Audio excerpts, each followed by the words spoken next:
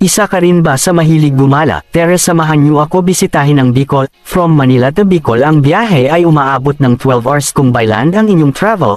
Ihanda lamang ang inyong puwet sa long drive pero sulit talaga ang magagandang view. Unahin natin bisitahin ang Daraga Church na matatagpuan sa Santa Maria Street at mas kilala sa tawag na Nuestra Señora de la Porteria Parish Church na itinayo noong 1772 at idineklara bilang isang National Cultural Treasure, at dito matatanaw muna ang Mount Mayon. Sa sobrang ganda ng view talagang bawing-bawi ang mahabang biyahe mula pa Manila.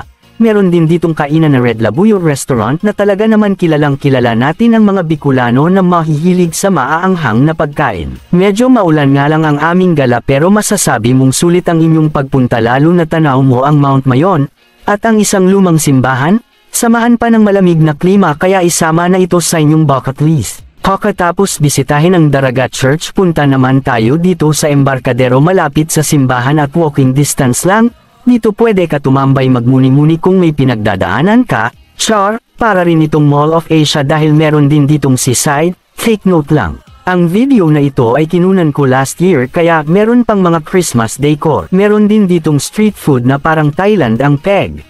Kung ikukumpara mo ang Albay sa Manila sobrang layo neto sa sobrang ganda ng views. Malinis na kapaligiran at disiplinado, dahil wala ka gaanong makikitang mga kalat. Sa sobrang ganda ng lugar parang gusto mo na din tumira dito. Bukod pa sa magagandang views ma-e-enjoy mo talaga ang Bicol dahil meron kang friend na nag-sponsor para sa accommodation. Sure, talagang feel na feel mo ang provincial life. From Albay pupunta naman tayo sa Sorsogon, aabot ng 1 oras ang biyahe. Dito may magagandang beach at talaga naman marerelax ka. Mura lang ang entrance, wala pa gaanong tao dahil bare months kami gumala.